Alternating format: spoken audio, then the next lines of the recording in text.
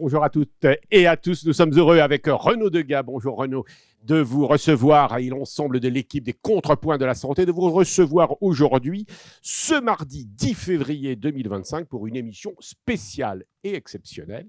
Nous recevons en effet la ministre de la Santé, des Familles, je lis ma fiche, de la Santé, des Familles, de l'Autonomie et des Personnes handicapée, Stéphanie Rist. Merci d'être avec nous. J'aurais tendance à dire, vous êtes une habituée des Contrepoints de la Santé. Nous vous avons reçu, mais pas comme ministre. Donc aujourd'hui, évidemment, de ce fait, notre émission est un peu spéciale et exceptionnelle.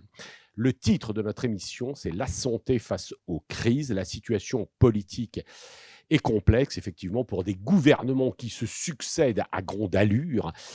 Pour autant, avec les votes des projets de loi récents des finances, PLFSS, le projet de loi de finances de la sécurité sociale, qui est devenu loi des finances de la sécurité sociale, et le PLF, le projet de loi des finances, que vous avez obtenu avec Amélie de Montchalin, petite digression, Amélie de Montchalin, qui devrait donc, Amélie de Montchalin, devenir la nouvelle présidente de la Cour des comptes. Le gouvernement de Sébastien Lecornu semblerait effectivement avoir plus de chances de durer que ceux de ses récents prédécesseurs. Et puis vous avez été réélu, Stéphanie Rist, députée du Loiret, pour une élection partielle contre une candidate du Rassemblement national. Je rappelle que vous êtes médecin, rhumatologue à Orléans. Les professionnels de santé vous connaissent bien depuis 2017 par des projets de loi que vous avez portés et vos engagements divers et constants dans le secteur de la santé. 60 minutes de débat enregistrés en fin de journée ce mardi 10 février 2026 en public à la Villa M. Victoire Platania de Hortus nous présentera en cours de l'émission notre sondage via Voice, les contrepoints de la santé. Merci de leur fidélité à nos partenaires, Camurus, le groupe Pasteur Mutualité, Point Vision, CARE, via Voice, la veille des acteurs de la santé, Hortus et l'UC2M. Renaud, la première question. Madame la ministre, merci d'être avec nous ce soir. Il y a beaucoup de... L'actualité est faite de bruit et de fureur, de complexité. Pour la santé, est-ce que vous pouvez nous dire quelle est votre ligne directrice, votre logique politique pour remettre ce système de santé à minima, on va dire, en confiance, visiblement il en manque, et aussi en cohérence. Quelles sont vos lignes d'action? Vous êtes arrivé au ministère maintenant depuis mi-octobre, ça va faire 4 mois. Vous avez déjà traverser un certain nombre d'épreuves, y compris des manifestations. Voilà. Qu'est-ce qui vous guide aujourd'hui à la tête de ce ministère qui est très, très large? Pascal l'a précisé. Voilà, votre ligne d'action. Merci beaucoup et merci pour l'invitation. C'est toujours un plaisir de venir vous voir. Quand je suis arrivée le 12 octobre, la situation était très compliquée politiquement. On ne savait pas du tout combien de jours on allait rester en place. On ne le sait toujours pas, la situation politique reste très fragile, et même si effectivement il y a eu des haies de passé, ça doit pas nous engager à se dire que c'est tout gagné et qu'on va rester 1 an. Or, le pays a besoin de stabilité. Quand je suis arrivée, très rapidement, il a fallu construire une équipe au cabinet, puisque dans les 48 heures, il fallait que je puisse présenter le projet de loi de financement de la sécurité sociale en Conseil des ministres. Mes antécédents de rapporteurs du budget de la Sécu ont aidé à faire ça assez rapidement, à pouvoir faire cette présentation. Mais je dis ça parce que ça répond à votre question. Je suis la 8e ministre de la Santé en 2 ans. Donc ça entraîne beaucoup d'humilité si j'en avais pas. Et la première chose que j'ai dit au cabinet, venez bosser avec moi, mais je ne sais pas combien de temps, et surtout que chaque jour doit être utile. Et chaque jour doit être utile, et je continue à le dire, et maintenant eux-mêmes le disent. Aujourd'hui, on débloque un truc, on débloque une autre chose. Et c'est vraiment ma ligne, et qui reste malgré les haies qui sont passées. évidemment, au maximum, ça fera 1 an de présence encore à faire. Mais en 1 an, on peut faire beaucoup. On peut débloquer, on peut emmener dans le débat public des sujets, mais on aura peut-être l'occasion d'en reparler. Oui, on va les parcourir, mais vous avez aussi, ça fait longtemps que vous suivez ces sujets de santé, par profession, mais aussi par engagement politique. Vous avez bien sûr suivi le Covid, le Ségur de la santé, la loi, vos propositions de loi, les réformes des études médicales, la loi infirmière, les IPA. Vous parlez de débloquer. J'imagine que derrière cette mission de traiter dossier après dossier pour pas que ça bloque la machine, quelle est la vision? Moi, j'avais compris lors de vos lois que vous avez une vision d'évolution, entre autres, sujet des métiers, assouplir un petit peu la façon dont le système de santé et l'offre de soins se mettaient en place. Derrière, quel objectif vous avez si vous restez, comme vous l'espérez, 1 an et au-delà de l'urgence à débloquer les dossiers, quel système de santé, quelle offre de santé idéale avez-vous en tête? Alors, j'ai un système de santé idéal. Je n'ai pas la prétention de croire qu'en 1 an, on pourra le transformer pour qu'il arrive dans 1 an de la façon dont j'aimerais qu'il soit. Mais en tout cas, je sais pouvoir poser des bases pour le faire évoluer. Débloquer, c'est aussi du pragmatisme. Et c'est, je crois, ce qui me va bien, c'est de dire il y a un problème, essayons de le régler. Plutôt ensemble, c'est mieux. Et d'essayer d'avoir cette liberté de pouvoir faire évoluer des métiers, faire évoluer des organisations, s'adapter au monde qui nous entoure. Et c'est cette liberté-là qui me plaît beaucoup. Et ça, c'est en même temps, quand on sort les décrets, c'est ce qu'on fait. En fait, on fait des choses très pragmatiques que les gens ont voté, les parlementaires ont voté des lois. Il faut faire respecter la loi. Il y a une méthode RIST, en fait, c'est ça? C'est de la méthode aujourd'hui? Je veux pas vous vraiment. Passez par la méthode je veux pas avoir du tout cette prétention. Encore une fois, la situation elle est ultra fragile. Nos concitoyens ont des difficultés d'accès aux soins. À chaque fois, c'est des angoisses que je connais bien. C'est pour ça que je me suis engagée en politique.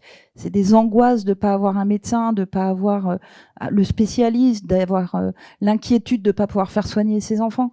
C'est cette angoisse-là qu'il faut qu'on essaye d'améliorer. Et ça, évidemment, tout le monde le sait ici.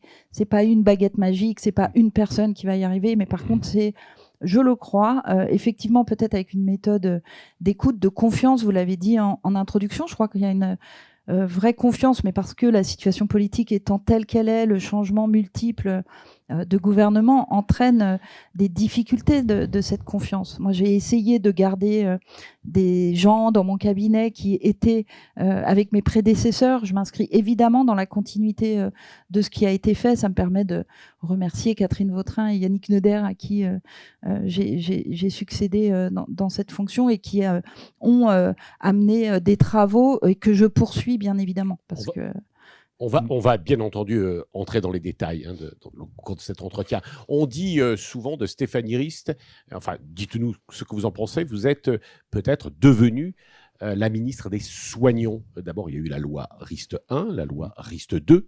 Est-ce que ça, vous le revendiquez, vous acceptez que l'on puisse dire que vous êtes la ministre des Soignants? Oui, tant mieux si j'arrive à recréer cette confiance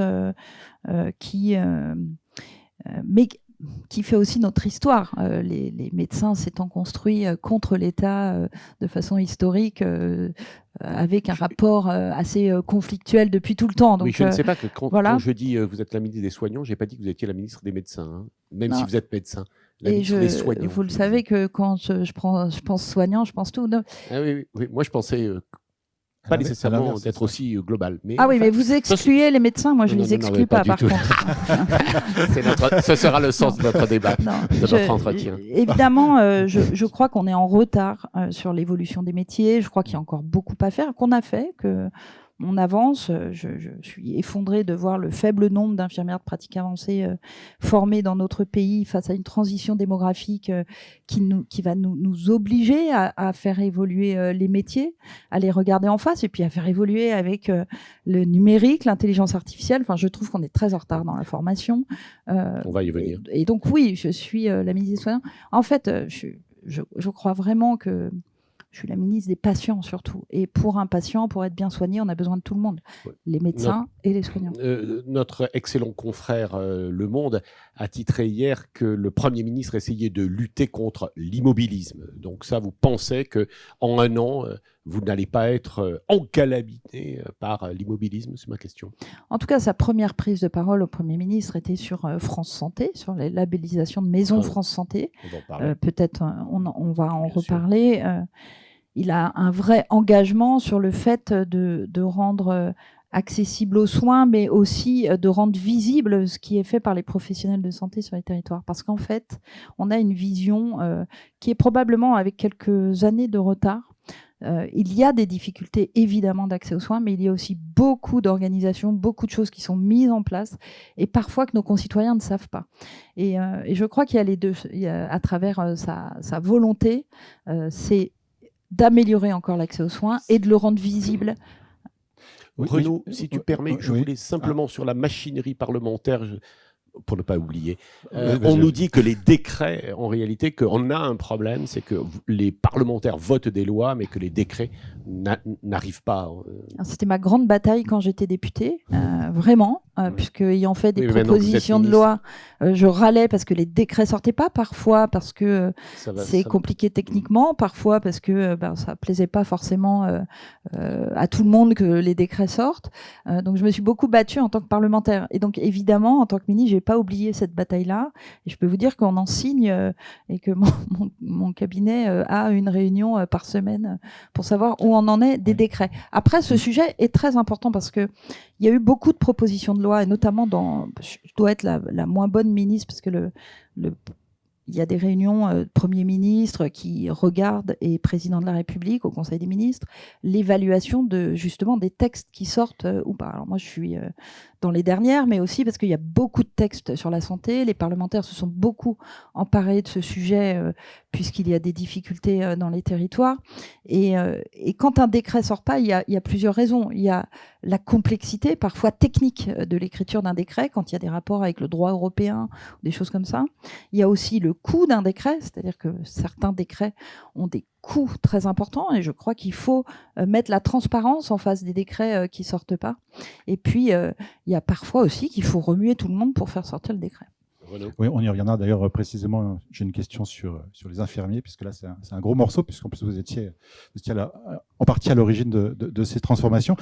Là, on a fait, avant d'aborder les spécificités économiques du système de santé, pour conclure cette vision un peu générale, est-ce que vous avez le sentiment, vous, que malgré tout ce qu'on vit, malgré parfois certaines impressions des patients que le système se dégrade, est-ce que vous avez le sentiment qu'on avance, qu'on progresse, que face à la difficulté, les actions que vous menez vous, mais qui ont été aussi menées ces dernières années, mine de rien, contribuent à répondre aux problèmes, ou alors petit à petit, on prend de plus en plus de retard par rapport à un problème qui grandit, certains évoquant le mur démographique qui est encore un tout petit peu devant nous, mais il est de plus en plus proche.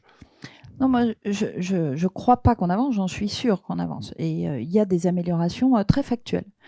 Dans mon département, il y a 5 ans, on n'avait pas de soins non programmés. C'est-à-dire que si vous n'aviez pas de médecin traitant, ce qui était assez fréquent dans mon département, vous ne pouviez pas avoir de rendez-vous, il fallait aller aux urgences. Maintenant, grâce à l'organisation des professionnels, dans les cadres de coopération professionnelle territoriale de santé, dans les CPTS, il y a des rendez-vous de soins non programmés pour les patients. Ils ne sont plus obligés d'aller aux urgences. Grâce au service d'accès aux soins, qui est presque à 100% partout sur le territoire, il y a une réponse à la demande. Ça marche. Donc on a aussi cette ambiance politique qui nous ramène à tout ce qui ne va pas. Et c'est vrai que tout va pas bien, et c'est vrai qu'il y a encore beaucoup de boulot sur l'accès aux soins. Mais il y a aussi des transformations qui sont vraiment en route sur l'évolution des métiers. C'est assez flagrant. Les pharmaciens ne vaccinaient pas il y a quelques années. Le taux de vaccination, je le crois, a pu augmenter avec cette possibilité, ou avec les infirmières qui peuvent le faire aussi. Voilà. Donc on a des améliorations. Ça ne veut pas dire qu'il n'y a plus rien à faire, il y a encore vraiment du travail, notamment toute la partie et la question qu'on a devant nous, et j'espère que ça sera dans le débat public pour la prochaine présidentielle, du financement de notre modèle social. Parce qu'avec une transition démographique telle qu'on a, si on ne se pose pas la question du financement de notre modèle social, on pourra beaucoup parler, avoir des belles visions, on ne saura pas le faire. On va parler un petit peu sur l'économie. Oui, quelques questions d'économie. Le déficit de l'État, c'est, vous me corrigerez, 124 milliards d'euros. Alors, il faut quand même dire en légère amélioration par rapport à ce qu'il était prévu, de 31 milliards. C'est un petit peu mieux qu'en 2024, puisque les années 23 et 24 étaient des années noires. Cela étant, le déficit de la sécurité sociale prévu est autour de 20 milliards, dont 13,8 milliards pour la branche maladie. Est-ce que vous vous dites, Madame la Ministre, aujourd'hui, on a des budgets, on peut donc avancer, ou bien doit-on se dire, on a des budgets, mais en réalité, les difficultés du pays ne sont pas réglées? Quel est votre sentiment ? Alors, avec le PLF, donc le projet de loi de finances, le PLFSS bien sûr, on devrait maîtriser notre déficit aux alentours en dessous de 5%. Et ça, c'est une bonne nouvelle pour le pays. Une instabilité politique aura entraîné un déficit plus important et donc du pouvoir d'achat en moins dans la poche des Français. Moi, j'avoue que c'est un peu ce qui m'empêche de dormir, le financement de notre modèle social. Très bien, nous allons diminuer le déficit de la sécurité sociale l'année prochaine et cette maîtrise, elle est indispensable. Malgré tout, et je reviens à ce sujet, je ne sais pas me projeter dans le financement des 5 prochaines années. Le prochain budget de la sécurité sociale, dans lequel il faudra faire des maîtrises encore plus importante, évidemment, puisque nous ne pouvons pas avoir un déficit de la sécurité sociale qui s'aggrave au risque de perdre l'essence même de cette sécurité sociale. Or, nous avons des besoins qui augmentent. Donc, nous avons un vrai débat de société à avoir sur comment nous finançons notre modèle de sécurité sociale. Oui, rappelons, si vous le voulez bien, que 27 à 28% des Français auront en 2050 plus de 65 ans, contre 16,3% en 2005. Et je rappelle également un chiffre qui m'a beaucoup frappé en préparant cette émission, c'est que, grosso modo, nous avons, je ne retrouve pas mes chiffres, mais enfin, c'est 3 fois à peu près, les personnes de 60 à 75 ans coûtent à peu près 3 à 4 fois plus cher que ceux de 30 à 50 ans, à peu près. Enfin, les dépenses de santé qu'ils ont. Alors, on a plus de maladies chroniques, oui. Notamment les cancers, mais plus de maladies chroniques. Donc, le coût est plus important déjà en termes de maladies, puis en termes d'hébergement, si on considère que l'hébergement doit rester dans des lits d'établissement. 4 244 € entre 60 et 74 ans, ce sont les dépenses annuelles moyennes, et 1810 entre 17 et 59 ans. C'est un chiffre impressionnant, oui. Normal, mais je voulais revenir sur le fait que ça vous empêchait de dormir et que ça doit faire vous espérer. Et d'ailleurs, on a reçu le député Monsieur Carlier il y a un mois à peu près. Grelier, pardon. Jean-Carl Grelier, qui a sorti un livre et avec une date un peu symbolique en 2027, comme quoi là il y avait un mur financier. Est-ce qu'on doit attendre le débat présidentiel pour vraiment réfléchir à la question? Parce qu'on se dit, chaque année, je me souviens des précédents débats présidentiels, tout le monde espérait ce débat, qui passe à la trappe régulièrement, puisqu'en fait, c'est d'autres sujets plutôt plus clivants qui sont sur la table. On devine aussi que le sujet est tellement complexe que pour le réduire, ou en tout cas pour le traiter lors d'un débat présidentiel, c'est compliqué. Et on a l'impression que, voilà, à chaque fois, on dit, bon, ça sera le prochain débat, et il vient jamais. Est-ce qu'il n'y a pas un autre moyen d'avancer sur le sujet? Parce que plus ça va, plus ce mur financier approche. Pour rejoindre vos cauchemars de la nuit, je pense qu'effectivement, ça se rapproche. Donc, comment on peut faire? Je crois que c'est un vrai choix de société quand même. Donc, c'est un vrai débat qui est à la hauteur d'un débat présidentiel, puisque la sécurité sociale qui repose sur les actifs, avec cette transition démographique n'ayant pas assez d'actifs, il faut savoir sur quoi reposera demain les financements de la sécurité sociale.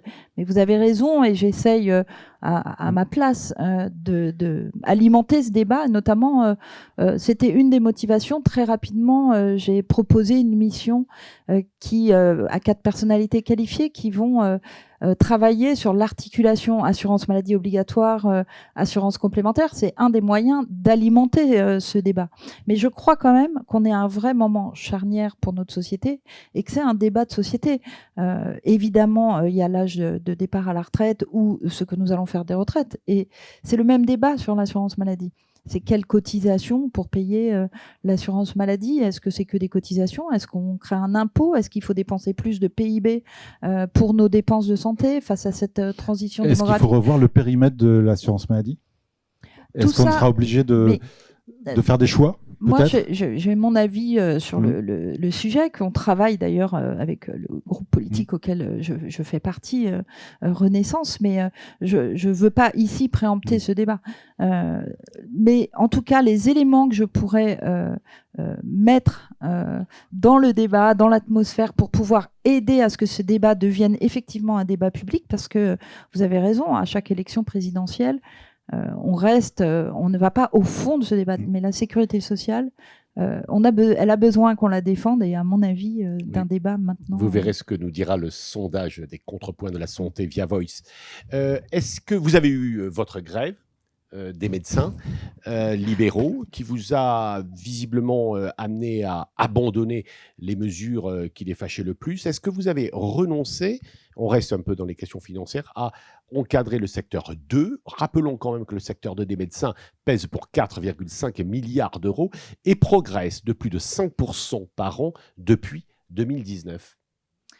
Non, alors c'est vrai qu'il y a eu la grève en plein pendant que j'étais en élection partielle des médecins.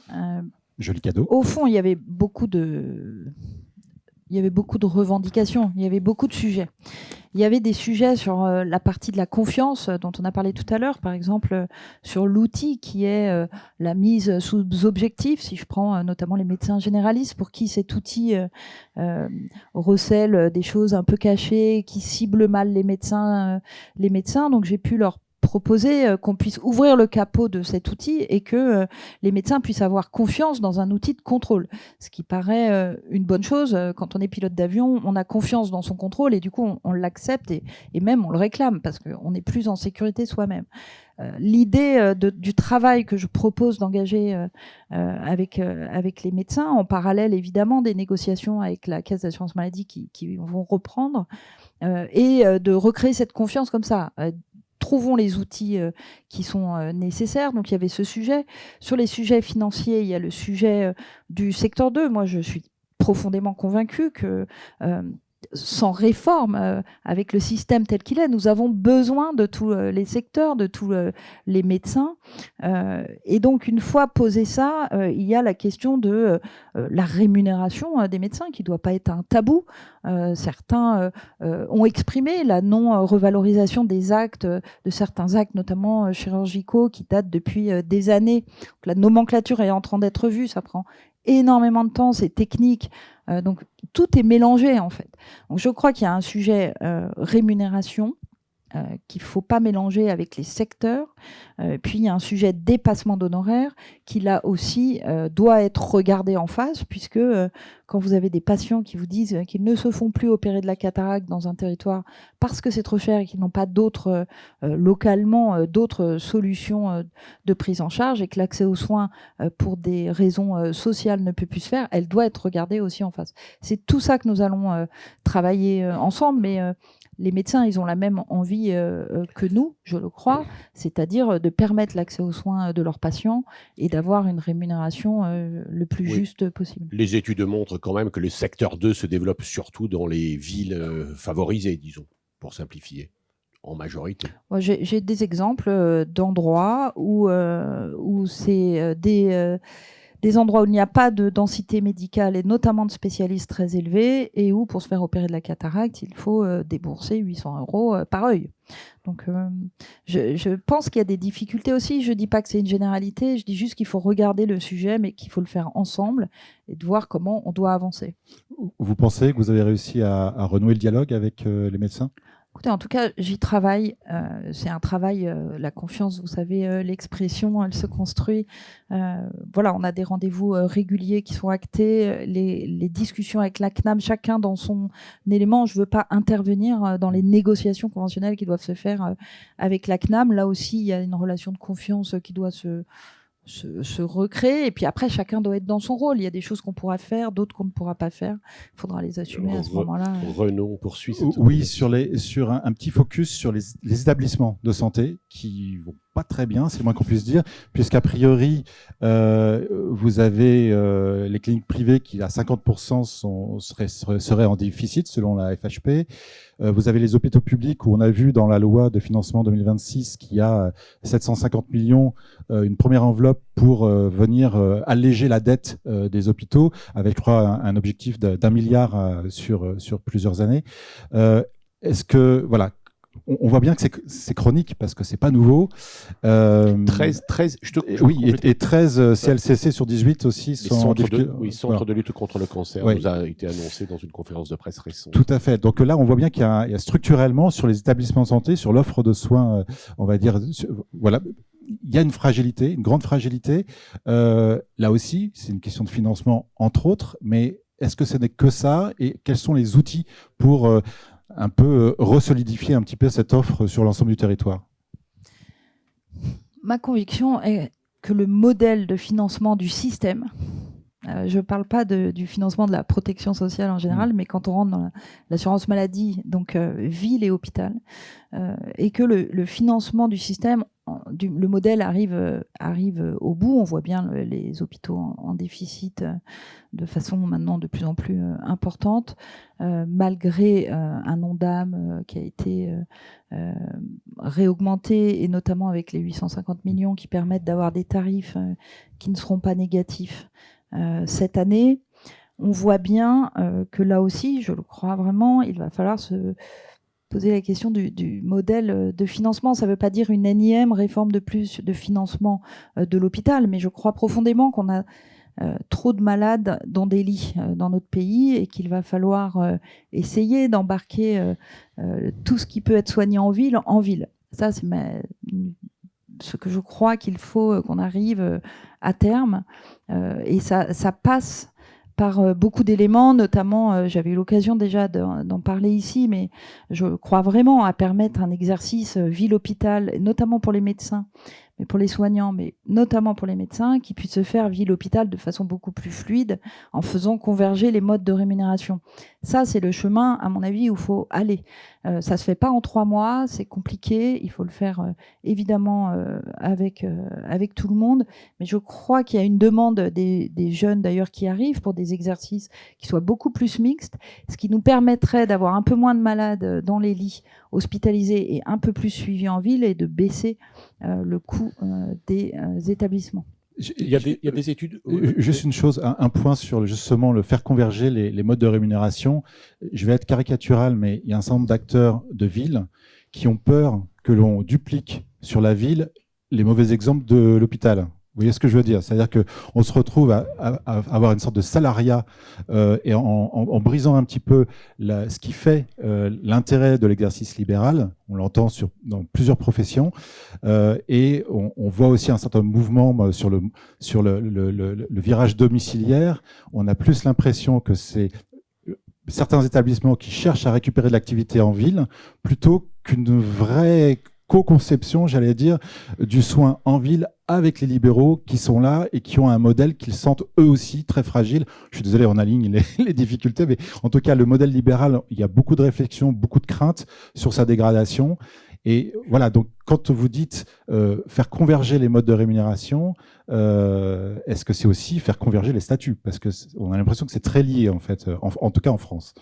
Alors, Je le disais en introduction, moi je pense qu'il faut qu'on laisse une part de liberté importante.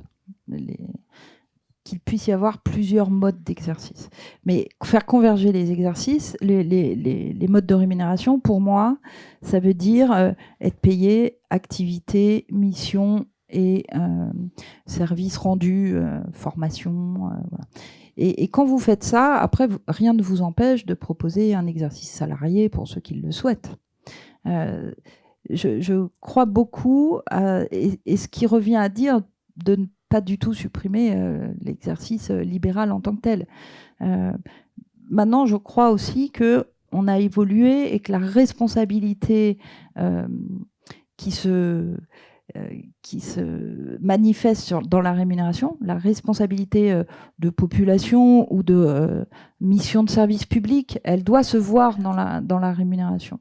Ce que je trouve aujourd'hui assez dingue, et je pense que je ne suis pas la seule, c'est que quand vous faites la même chose, selon l'endroit où vous travaillez, vous avez un écart de rémunération de 10 points. Aucun métier dans notre pays a des écarts de rémunération de 10 points quand vous faites la même chose, que vous avez le même âge et que c'est le même malade, la même technique, le même outil. Donc, on a une rémunération qui est plus très juste en fait chez les médecins.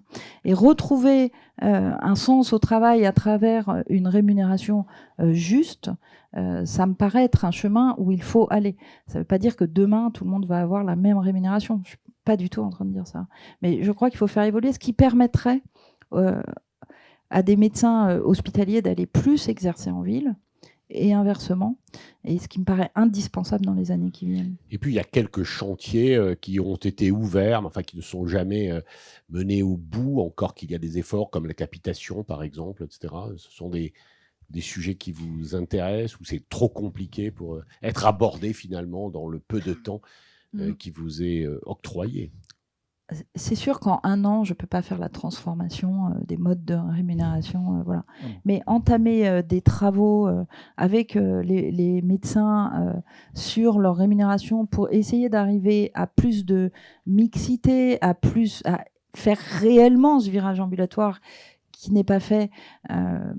Je crois qu'il y a un chemin pour y aller. Oui, parce qu'il y a quand même malgré tout une concurrence entre les secteurs, malgré ce qui nous est dit. On va passer sur un autre sujet, celui de la formation, et notamment parce que vous êtes une élue du centre Val-de-Loire, qui est une région où la démographie est assez faible. Alors, vous avez aujourd'hui à peu près, grosso modo, encore que les chiffres ne sont pas toujours très clairs, 11 000 médecins qui sont formés, enfin qui sont formés, qui entrent dans les études médicales. Est-ce un bon nombre qui entrent dans les études médicales? Est-ce un bon nombre selon vous, ou faudrait-il pousser? Alors, votre prédécesseur était très activiste en la matière, et vous?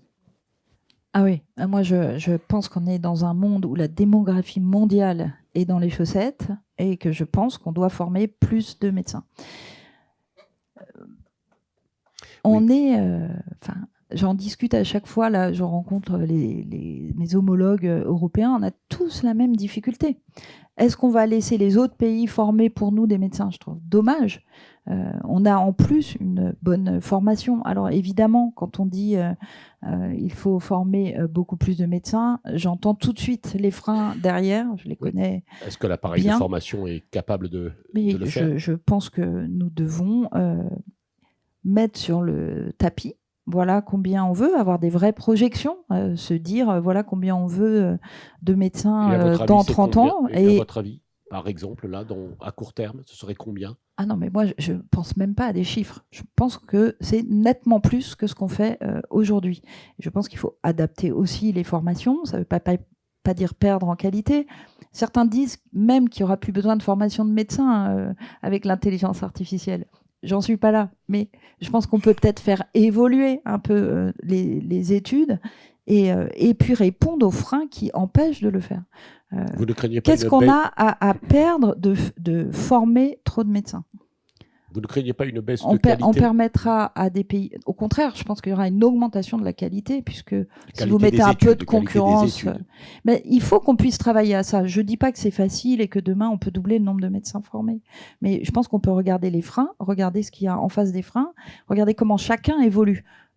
comment on fait évoluer aussi les formations pour permettre un peu plus d'étudiants un point qui n'est pas un point de détail, c'est la 4e année de médecine générale. On pensait que ça allait être une mesure finalement qui entrait facilement dans le schéma d'organisation. Non, les médecins généralistes sont plus craintifs, enfin les étudiants notamment. Oui, alors c'est une mesure de la loi qui est passée et qui entraîne pas mal de questionnements et de difficultés techniques à mettre en place.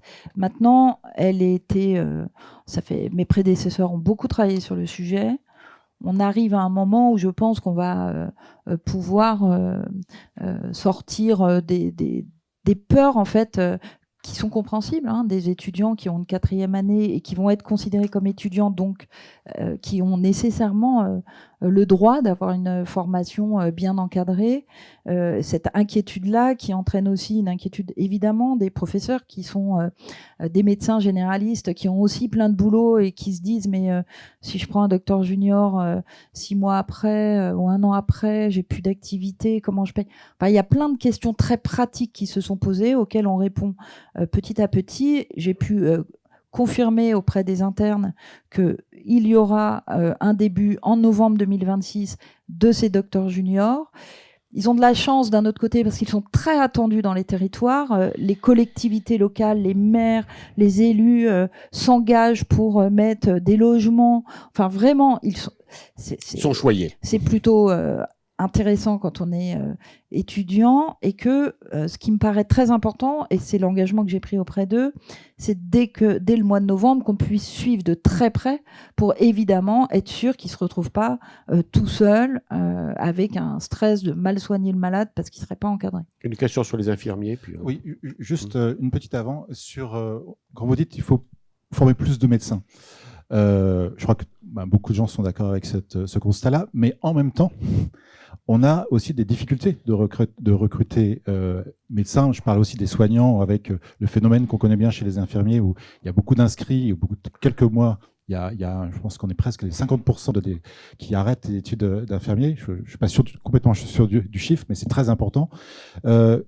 Donc, parmi les obstacles que vous évoquiez à cette formation de plus en plus de médecins, est-ce qu'il y a aussi ce problème de l'attractivité et de pouvoir donner envie à plus de jeunes d'embrasser ces carrières-là qui, visiblement, petit à petit, l'attractivité qui était immense, s'use, quoi. Ouais, je crois 2 choses. Effectivement, mais c'est valable aussi pour les médecins, c'est valable pour les infirmières.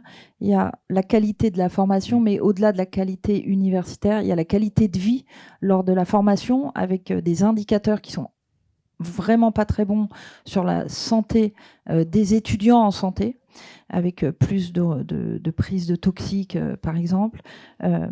Et j'ai pu annoncer pour les infirmières que nous allons refonder leur formation, qui est une mesure attendue, et qu'on travaille avec évidemment les instituts de formation.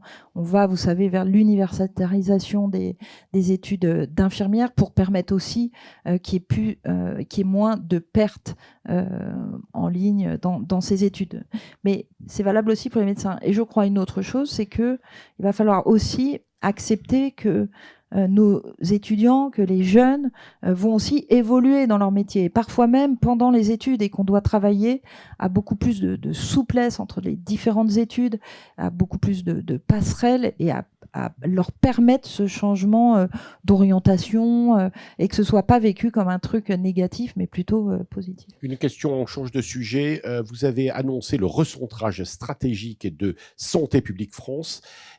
On n'a pas très bien compris. En fait, vous allez nous l'expliquer. On vous attendait.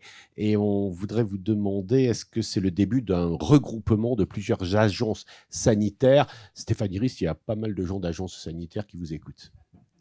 Sur Santé publique France, ça fait suite à la volonté du Premier ministre, que je trouve est une bonne volonté, de vouloir que l'État soit efficace. Et dans le cadre de sa politique de l'État efficace, il a demandé à chacun des ministères de travailler sur certains sujets, dont les sujets d'agence, notamment Santé publique France, C'est une question importante que vous posez parce qu'il y a eu, dès que cette lettre a fuité, évidemment, comme souvent les lettres, il y a eu beaucoup d'inquiétudes. Et je voudrais dire ici tout mon soutien aux gens qui travaillent à Santé publique France, parce que derrière ces lettres, il y a des gens qui n'ont pas du tout été informés avant que la lettre sorte comme cela.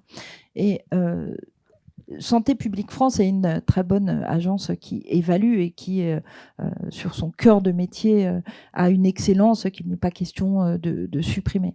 Il y a par ailleurs dans Santé publique France, vous savez, la gestion des stocks stratégiques, pour le coup, que nous souhaiterions ramener vers le ministère pour avoir, en cas de crise sanitaire, une action très rapide. Et puis, il y a toute une partie sur la communication. Et dans la communication, il y a deux jambes. Il y a la promotion de la santé qui est très bien faite par Santé publique France. Voilà. Et il y a un travail en cours pour voir si la communication, qui est celle qui ressemble à celle de l'assurance maladie ou du ministère, puisse être mieux coordonnée. Donc là, le travail est en cours.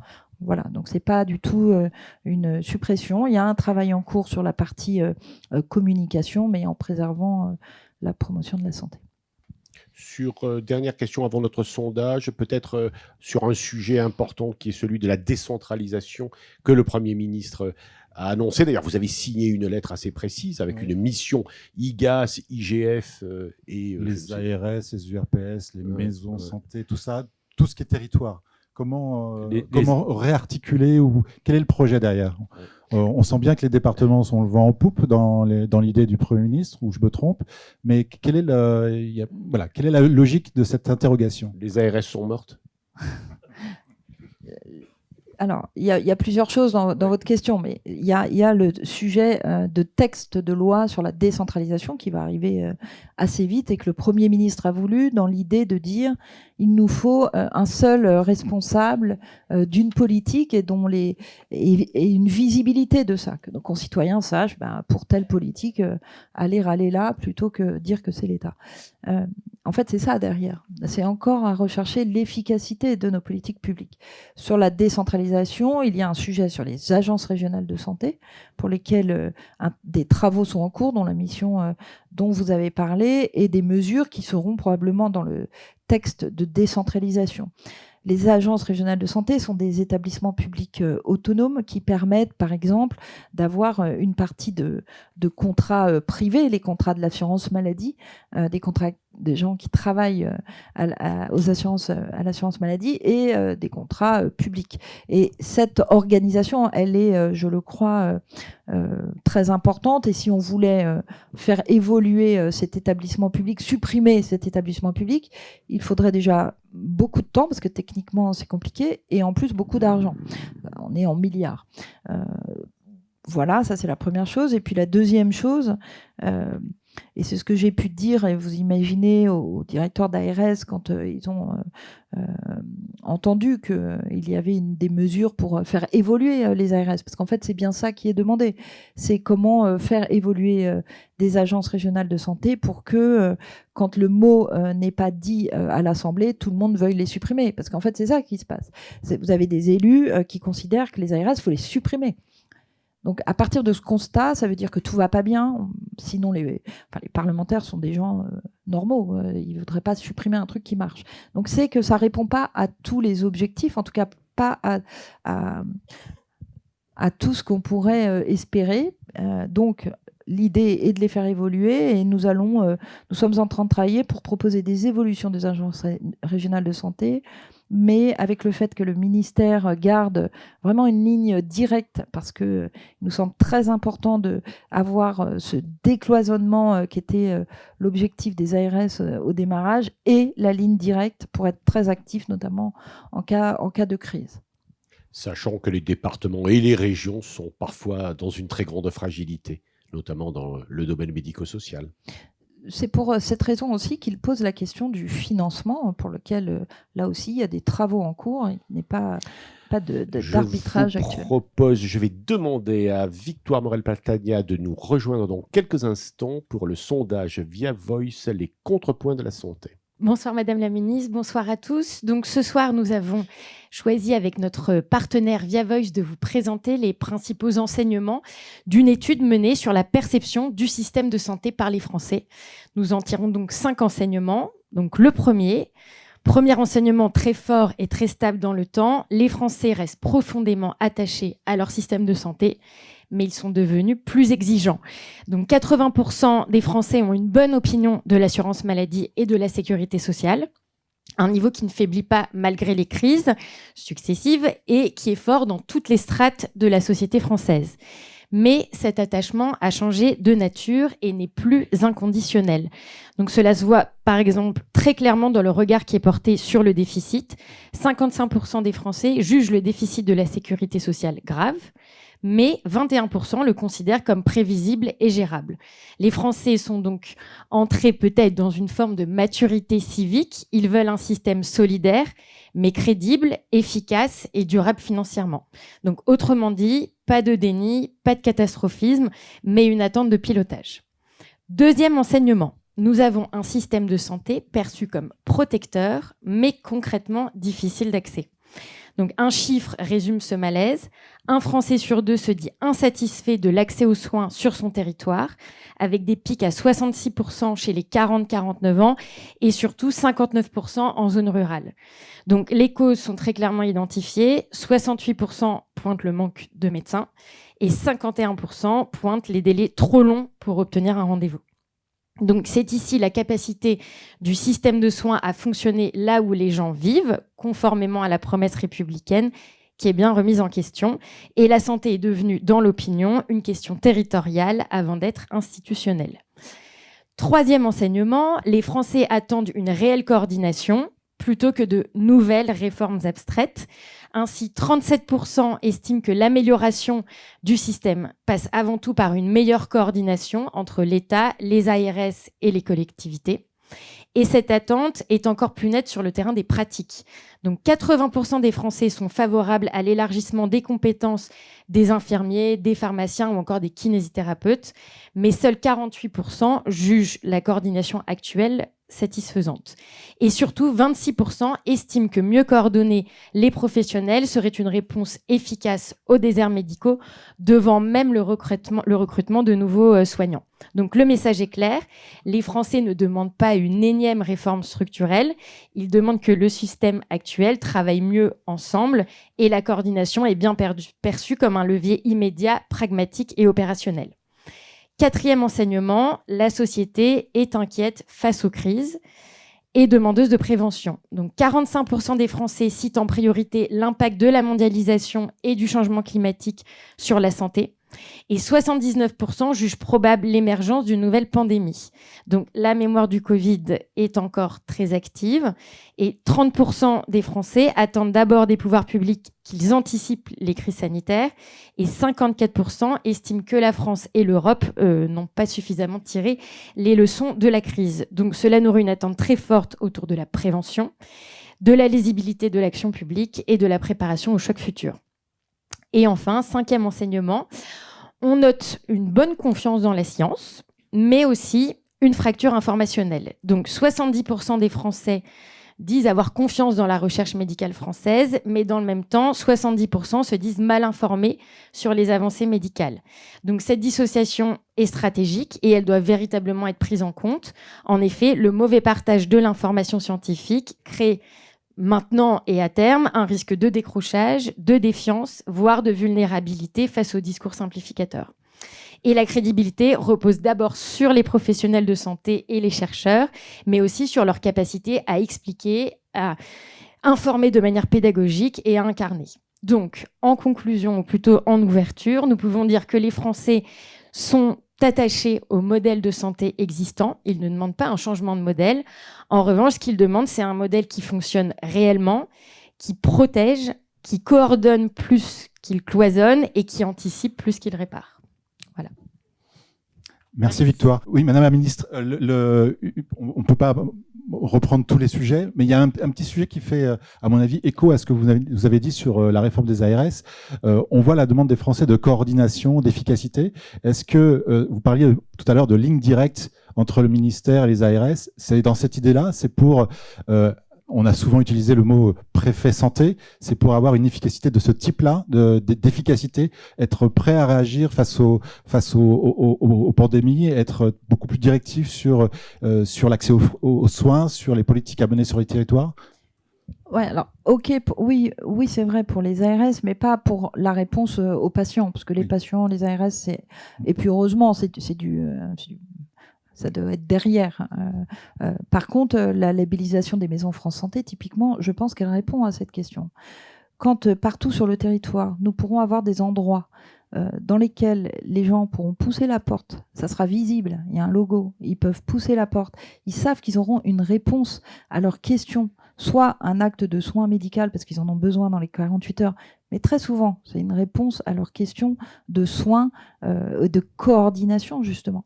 Dans ces endroits, ça sera typiquement cette demande-là. Et derrière, c'est l'ARS avec le département et la préfecture, d'ailleurs, qui décident, enfin, et les professionnels, bien évidemment, mais qui choisissent où sont ces maisons France Santé, où elles peuvent être labellisées. Mais si on arrive à rendre visible l'endroit où les Français peuvent aller à moins de 30 minutes de chez eux, partout en France, je crois qu'on aura gagné déjà beaucoup. Peut-être pas en grand nombre de consultations de médecins, mais peut-être en coordination, probablement, et en réponse à la demande de soins. Merci. Merci Victoire.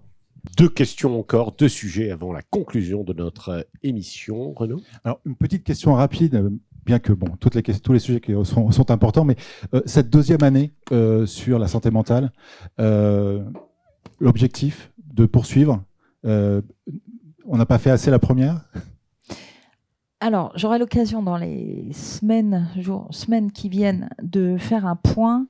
Nous ferons un point d'étape sur l'année 2025 en tant que santé mentale et ce qu'elle a engagé comme travaux. Et puis, les travaux qui n'ont pas été engagés, pourquoi ils n'ont pas été engagés en transparence, et voir en 2026 ce qu'apportera cette année santé mentale. Donc, je ferai un gros point à ce moment-là. On est en train de faire les travaux pour pouvoir faire ça correctement. Je dois dire que quand je suis arrivée, j'ai regardé justement en disant on fait rien sur la santé mentale, tout le monde se plaint. En fait, énormément de choses sont faites ou sont lancées, sont en train d'être mises en place. Donc je crois que ce point est indispensable pour déjà, depuis plusieurs années d'ailleurs, la santé mentale, Agnès Buzyn avait lancé dans Ma Santé 2022 des sujets, notamment l'augmentation du nombre de chefs de clinique en pédopsychiatrie. Et l'année 2025 a accéléré ça. J'aurai l'occasion de présenter en détail, de regarder aussi pourquoi des mesures qui devaient être lancées n'ont pas été lancées, de voir s'il faut les renforcer pour 2026. Nous vous invitons à regarder la dernière émission des contrepoints de la santé sur la santé mentale. Vous verrez un deuxième sujet, le DMP. Oui, un sujet. Et les données de santé, parce qu'en fait, aujourd'hui, on sait aujourd'hui que c'est extrêmement structurant sur l'avenir du système de santé, que c'est, on va dire, une sous-couche technique, mais pas que, d'usage, etc. Vous avez fait des annonces à Lyon. L'articulation DMP, données de santé, souveraineté, quel est l'enjeu autour de ces questions ? Alors, sur le DMP, à mon avis, il y a plusieurs enjeux. Il y a l'enjeu déjà que les médecins, les professionnels trouvent cet outil assez fluide pour pouvoir le consulter et l'implémenter. Ça, c'est le premier enjeu, un enjeu très technique et sur lequel nous travaillons. Nous allons travailler avec eux d'ailleurs pour améliorer le truc. Le deuxième enjeu sur le DMP, vous l'avez dit, c'est comment on sécurise ces données. Et ça fait référence évidemment au Health Data Hub dont j'ai pu annoncer vendredi que jusque-là, l'hébergement qui était avec Microsoft allait migrer. Et depuis lundi, nous travaillons à ce qu'il puisse être migré vers un outil souverain et sécurisé. Je voudrais rassurer aussi, parce que j'ai entendu des gens très inquiets d'avoir leurs données de santé sur quelque chose qui n'était pas sécurisé. Les données de santé liées à la CNAM, à la Caisse d'assurance maladie, sont actuellement sur des serveurs sécurisés de la Caisse d'assurance maladie. L'idée est justement de pouvoir implémenter toutes ces données sur une même plateforme pour accélérer notamment la recherche et permettre aux acteurs et aux chercheurs d'aller avoir accès à ces données tout en sécurisant ce modèle. La souveraineté est un mot que les Français commencent à comprendre, un mot compliqué, mais ils ont pris conscience de son importance. Dernière question, vous avez lancé des travaux sur la fertilité et la périnatalité. Alors, je voulais vous demander une question un peu technique, mais que les Français comprendront assez facilement, et les professionnels surtout. Est-ce que vous avancerez sur l'élargissement du diagnostic préimplantatoire, notamment des analyses chromosomiques? Enfin, je vous pose cette question un peu compliquée parce qu'on sait qu'en réalité, ce que les femmes doivent faire, c'est souvent aller dans d'autres pays, en particulier en Espagne. Et ça paraît très étonnant. Il y a plusieurs sujets. J'ai lancé le sujet de l'infertilité et périnatalité que j'ai voulu, on me l'avait proposé, que ce soit en même temps avec des annonces, notamment sur le fait, sur l'infertilité, d'augmenter le nombre de centres de conservation d'ovocytes. Et le groupe de travail qui a été missionné pour travailler sur ces sujets, pour faire des propositions, pour savoir comment on arrive aux 70 centres en 2028, ce qui est une demande très importante de la population. Il y a d'autres annonces que j'ai pu faire à ce sujet, notamment ce qui a fait un peu parler sur la lettre qui sera envoyée à tous les jeunes de 29 ans qui recevront un courrier qui, en ce moment même, est en train d'être travaillé par le groupe de travail infertilité pour savoir quel contenu il y aura dans ce courrier qui pour moi, serait un courrier d'information, de sensibilisation, pour qu'il n'y ait plus de gens qui puissent se dire 10 ans plus tard, si j'avais su, j'aurais fait ça. Voilà. Donc, ce travail-là est en cours. Pour répondre à votre question, elle relève beaucoup de questions d'éthique et de questions liées aux lois de bioéthique qui vont revenir en 2028. Nous avons bien dans l'idée de reposer cette question pour la prochaine émission à Jean-François Delfrécy, le président du CCNE. Oui, sur le sujet, en 2 secondes, il y a un truc, il y a quelque chose que je comprends pas, c'est qu'il y a 50% des centres PMA qui sont à peu près, l'activité c'est le privé, le public qui est débordé, et on a l'impression qu'il y a une difficulté à accepter que les centres privés puissent aussi être des centres de conservation, par exemple des gamètes, etc. Et que du coup, c'est une des raisons qui provoque les départs en Espagne ou autre, voire par la poste, en chronopost, des circulations de... Voilà. Je comprends pas tellement. Voilà, quel est le blocage aujourd'hui en France? C'est une des questions que j'ai posées au groupe de travail. Comment on arrive à faire ces 70-80 centres de conservation d'ici 2028, et en posant très clairement la question, est-ce qu'il faut ouvrir au privé ces centres de conservation? Eh bien, merci. Conclusion. Oui, Madame la Ministre, merci beaucoup d'être venue nous parler de tous ces sujets ce soir. Concernant la chaîne Les Contrepoints de la Santé, s'il vous plaît, abonnez-vous, likez, partagez cette émission. Voilà, c'est qu'on fasse le buzz. Merci à nos partenaires Camurus, le groupe Pasteur Mutualité, Point Vision, Care, Via Voice, La Veille Acteur de Santé, Hortus et Lucie2M. Merci à Françoise Millet à l'organisation, à Nathalie Rattel à la diffusion, Emmanuel T, Nathan Collin et Corentin Joannet aux images et au son. À très vite. Nous vous retrouvons ce jeudi 12 février pour une nouvelle émission originale. Alors là, il s'agit de l'enregistrement. Elle sera diffusée le lundi prochain. L'émission, c'est Quelle médecine pour quel médecin? Nous serons avec le professeur Francis Michaud et Jean-François Delfrécy. Peut-être un dernier mot, Pascal? Moi, j'ai volé la petite phrase parce que c'était assez facile. J'ai regardé l'actualité et cette phrase m'a beaucoup plu. Nous ne pouvons plus continuer à marcher en somnambule vers le mur de la dette. C'est François Villeroy de Galhau qui vient de quitter la Banque de France, qui vient d'annoncer, le gouverneur de la Banque de France, qui vient d'annoncer son départ. Stéphanie Ries, nous avons été, Renaud et moi, particulièrement heureux de vous retrouver. On vous applaudit. Merci et à bientôt.